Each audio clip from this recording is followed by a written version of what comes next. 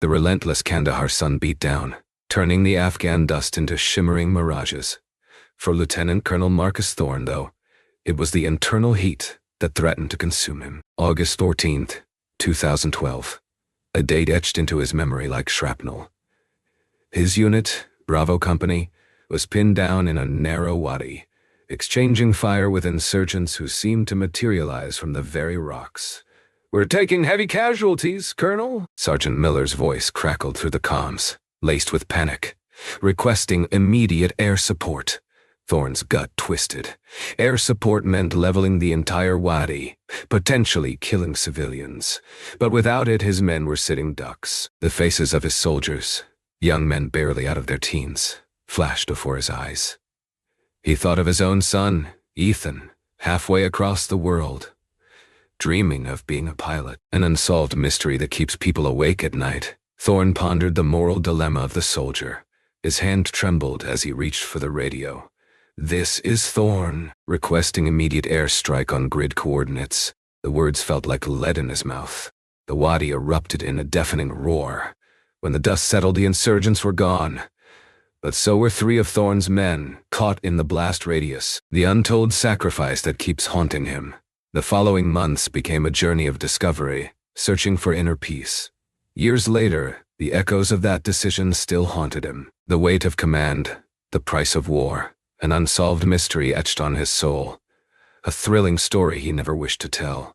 Every time he looked in the mirror, he saw the faces of those lost men. He thought about military trauma and his role in their end. Every mission, every order, every life rested on his shoulders. This new mission, escorting a fallen soldier back home, was not just another duty. It was a chance at absolution, a glimmer of hope in the haunted past. That night, Thorne couldn't help but remember that thrilling story gone wrong. He closed his eyes and embraced the untold sacrifice. The fluorescent lights of Gate C-23 hummed a monotonous tune, mirroring the weary drone in Emily Carter's head. As a booking agent at Zenith Airways in New York City's LaGuardia Airport, she was accustomed to the pre-dawn rush, the bleary-eyed travelers, the endless demands. But today felt different, heavier. Heavier. Emily wasn't just an agent. She was a struggling single mother. Every flight she booked, every upgrade she secured, was another step towards keeping a roof over her and her 8-year-old son, Leo's, head. The financial security she sought was always just out of her grasp.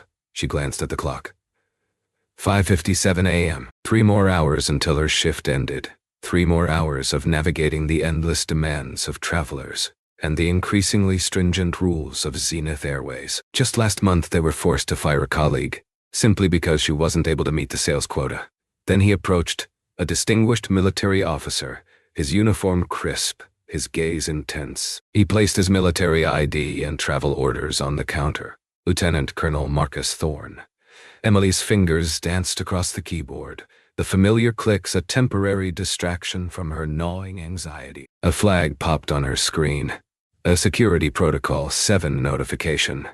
It was new, implemented just last week after an internal audit, prompted by an unsolved mystery of several fraudulent tickets. Emily scanned the protocol.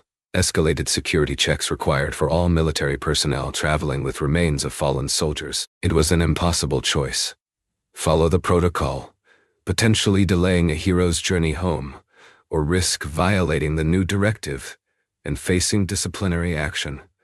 The most likely is losing her job. Her supervisor, Mr. Harrison, a man known for his rigid adherence to corporate policy, stood nearby, his presence adding to the pressure.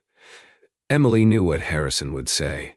Company pressure was very high after the internal audit. One small mistake, one deviation from the rules, could cost her everything. She looked back at Colonel Thorne. His eyes bore into her, a quiet expectation that amplified her inner turmoil. She was caught in the system, a cog in a machine that seemed determined to grind her down. She sighed and chose the option that ensured financial security. "Sir," she said, her voice barely a whisper, "I need to see those orders again." Emily's request hung in the air like a suspended judgment. Lieutenant Colonel Marcus Thorne, despite the flicker of something dark in his eyes, remained outwardly composed. Years of military discipline had forged an iron control, but Emily, trained to read people, could see the silent outrage brewing beneath the surface. "Is there a problem, Agent Carter?" Thorne's voice was measured, devoid of accusation, yet laced with a quiet intensity. Emily swallowed hard. "Sir, I'm just required to verify the paperwork according to Protocol 7. It may take a few moments." She avoided his gaze, focusing on the computer screen where the red flag of the security protocol seemed to mock her. It was an airline refusal that was about to change everything. From a few feet away, a grizzled figure observed the scene with growing anger. Gunnery Sergeant Ray, Gunny Mathers, a Marine veteran with a chest full of medals and a heart full of respect for those who served, saw exactly what was happening. He'd seen this type of disrespect before, the kind that made his blood boil. He was supposed to see his family that night, but Thorne's matter had more priority. He muttered under his breath, his fists clenching. "This isn't how we're honoring the fallen." Emily completed the verification steps, her heart pounding. The protocol demanded further authorization from a supervisor. She knew what that meant: delay, suspicion, and potential humiliation for the colonel. Yet she also knew what the alternative was: job loss. It was an impossible decision. With a trembling hand, she picked up the phone. "Mr. Harrison, I need you at Gate C-23. We have a Protocol 7 situation." She hung up, bracing herself for the escalating tension that was about to erupt. "I'm sorry, Colonel," she said, her voice barely audible. "I'm going to need you to wait here." Lieutenant Colonel Thorne stood ramrod straight, an island of calm amidst the gathering storm. Gunnery Sergeant Mathers, however, wasn't known for his calm. He stomped towards Thorne, his weathered face a mask of veteran's anger. "Colonel," Gunny barked, his voice rough from years of shouting orders. "With all due respect, what in the Sam Hill is going on here?" Thorne turned, his expression unreadable. "Sergeant Mathers, this is a matter best handled through proper channels," Gunny scoffed. "Proper channels? I've seen how those channels work, Colonel. They drown in red tape while good men and women get left behind." He paused, his gaze softening slightly. "I've escorted my share of flag-draped coffins, son.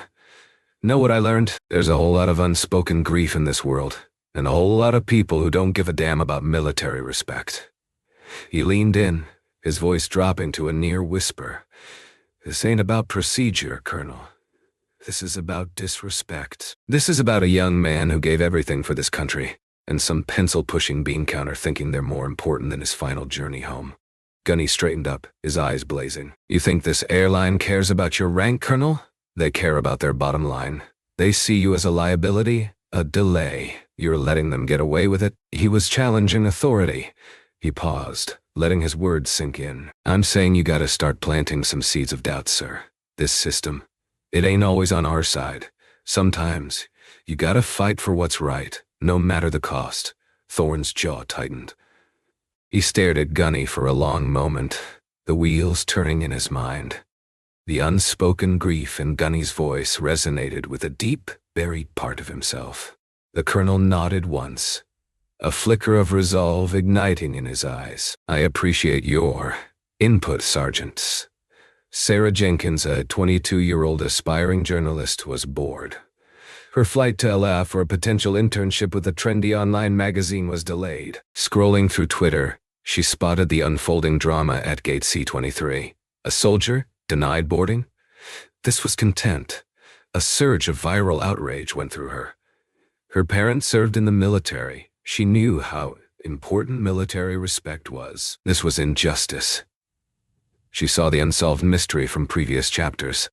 Pulling out her phone, she hit the live button on Twitter. "Hey everyone, I'm Liv from LaGuardia, and you won't believe what's happening. This decorated soldier is being denied boarding while escorting a fallen hero home."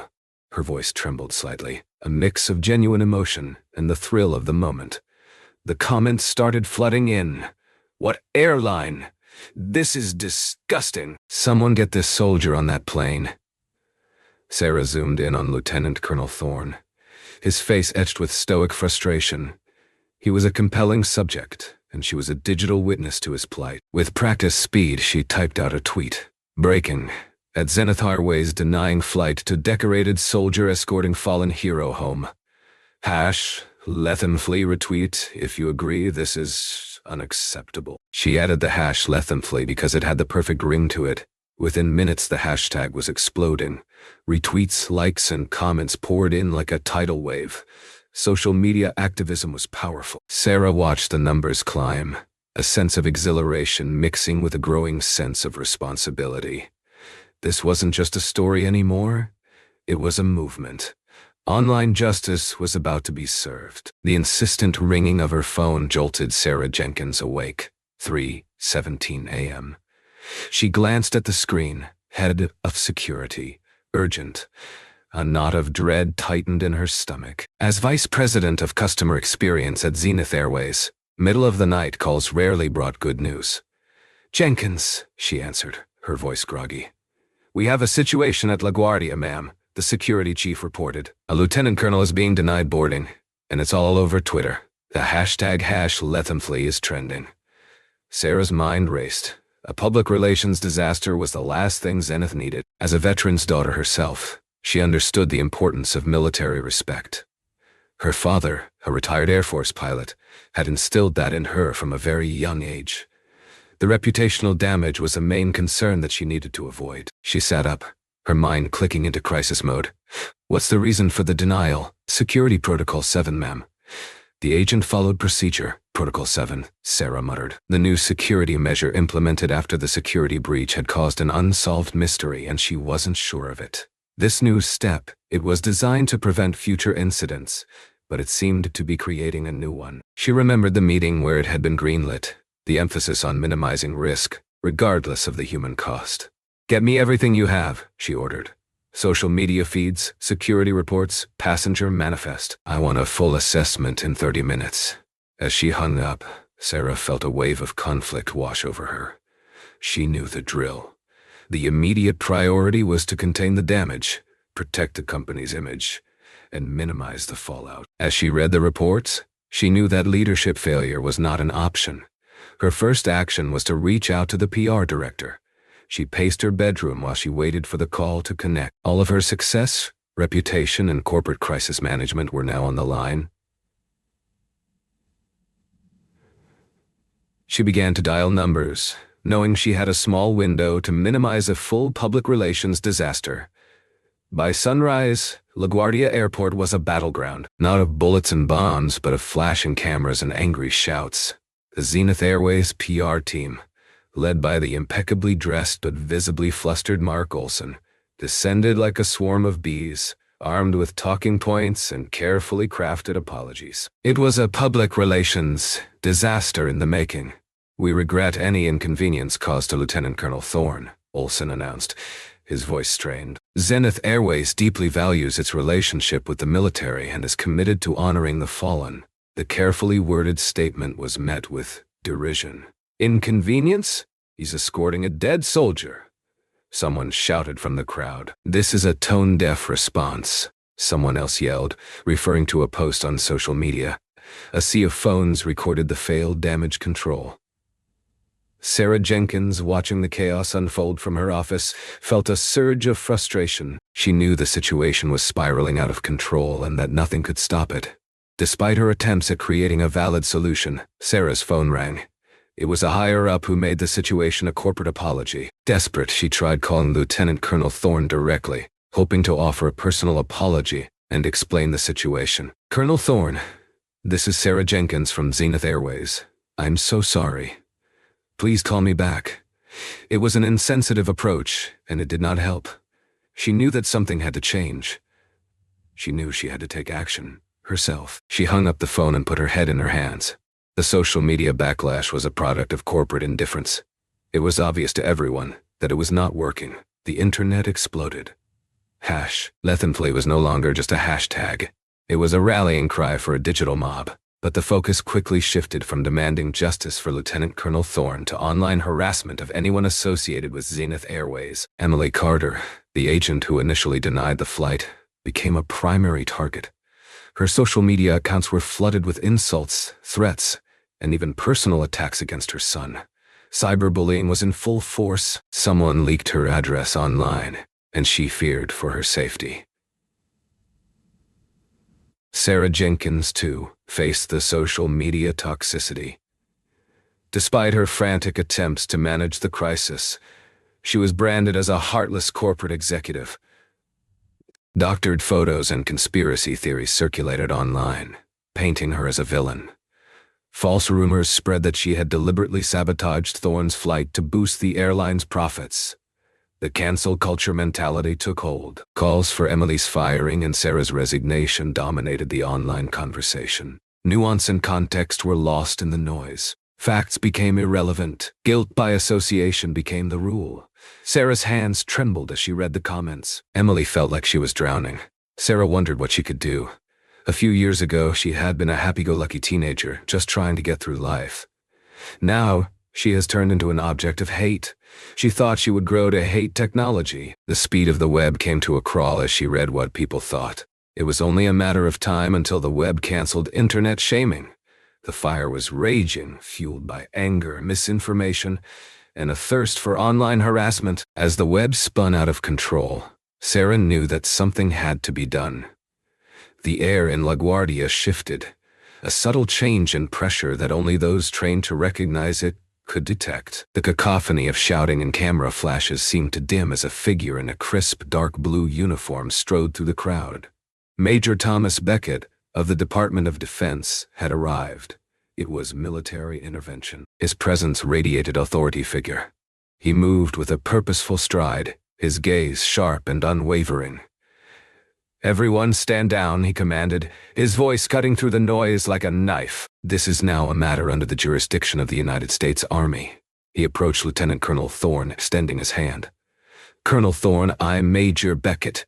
We're here to ensure Private Reynolds receives the honor he deserves." Turning to a visibly shaken Sarah Jenkins, Beckett's expression hardened. "Ms. Jenkins, the Department of Defense will be conducting a systemic investigation into Zenith Airways security protocols and practices." He paused, his eyes conveying a clear message, enforcing accountability. "We expect full cooperation." Beckett's presence was not merely about solving the immediate problem. It was about resolute action and a message to the entire world. The U.S. Department of Defense took chain of command seriously. They can also take over situations if they feel that they have the power to do so. The situation was now far bigger than a delayed flight. It was about the military flex. The glare of television cameras was gone, replaced by the gentle warmth of the Georgia sun. Lieutenant Colonel Marcus Thorne stood at attention, his face etched with respect, as the flag-draped coffin of Private Daniel Reynolds was carried from the military transport. The grieving family, Daniel's parents, his younger sister, and his fiancée, stood huddled together, their faces a mixture of sorrow and gratitude. The respect for sacrifice was all that mattered. Thorne approached, his voice low and filled with a moment of reflection. "Mr. and Mrs. Reynolds, on behalf of the United States Army, I offer my deepest condolences.